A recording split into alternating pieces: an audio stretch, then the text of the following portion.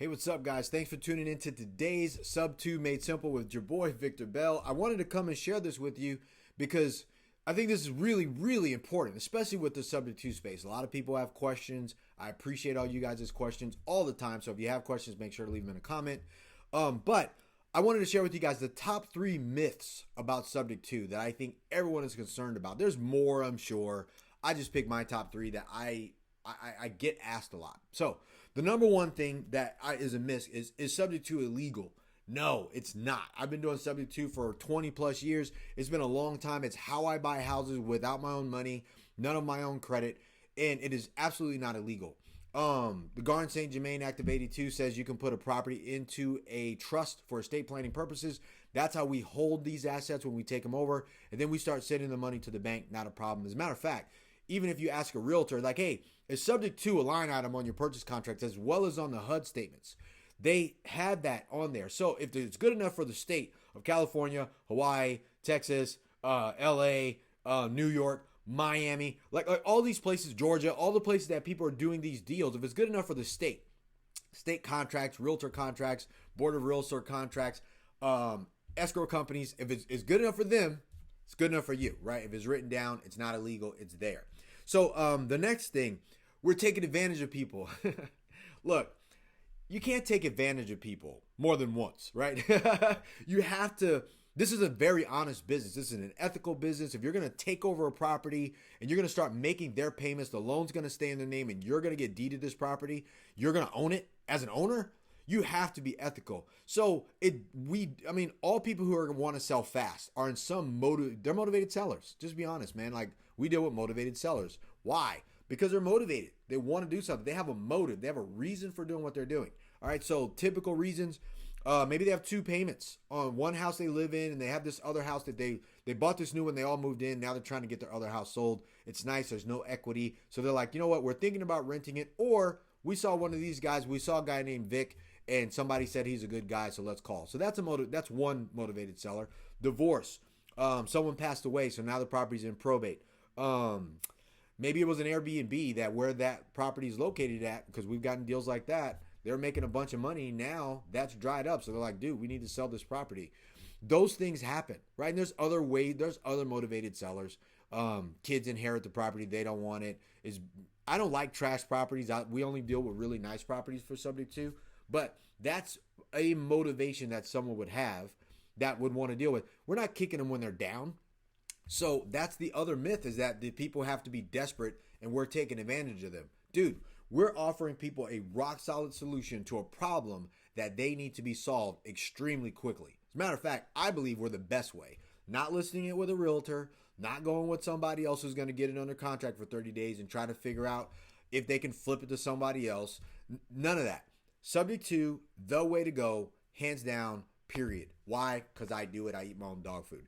And the third one is it takes lots of money to start. I have it written down because I didn't want to get long, because I can. So, but you don't need a lot of, as a matter of fact, most of my deals are done with no money, none of my own money, and none of my own credit.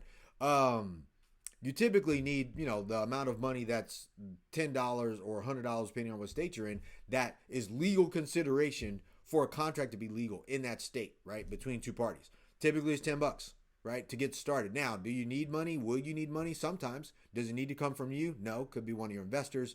It could be seller carrying like, hey, we have $100,000 in equity. We will wait for that later, Victor, and we'll let you take over the payments on this deal. We don't need the money right now. We just want to get going. We don't want to continue to make payments on this, because again, the more payments they make while something's sitting vacant, that's a good property, whether they're going to rent it out or not. That $100,000 equity starts to kind of go down. Now they have to recapture $3,000 a month's payments, and all of a sudden $100,000 starts to be like, yeah, we'll get somebody else to do it, so we maintain where we're at. So you don't need a lot of money to start. Matter of fact, I would suggest to most people, if you can get started doing this deal by negotiating a Subject 2 deal with no money out of pocket, take over the payments, and then resell that property to an end buyer, whether it's a rent-to-own tenant or a rent-to-own buyer, a lease option buyer, or you go to market and you just sell it because there's enough equity there, that would be my suggestion to you. Do it with no money. So those are the 3 big myths. It's not illegal. There's a way to do this. It's on every document that you can see. It's legal in all the states. It's legal based on the government saying it's illegal as it relates to the transfer of assets this way. Number two, we're not kicking people when they're down. People aren't circling the drain of life, and we're not kicking them in the ribs saying, give me your property. You just can't do that in this business, man. For one, it should eat away at you to take advantage of people. And then the third one, no, you don't need to get started with a lot of money. We've done it with no money. We've done it with some money. We've got investors to bring in money that we needed, where there was some light renovation cost to turn it around, and then we paid them returns. It doesn't need to be, you don't have to get started with a lot of money. You can get started with little or nothing, or you bring in other people, or it's a seller finance situation. Those deals happen all day, and they're going to become way more evident. That's residential and multifamily deals, I can tell you. So anyways, I wanted to make sure to do this quick video for you guys today, the 3 myths of Subject 2, and I hope that helped, guys. If you like this video, like it, share this video, or if you hated it, give it a thumbs down. Don't be a hater and a hider at the same time. We would love to have you inside of our investor school with all the other people that we're going to be training on this.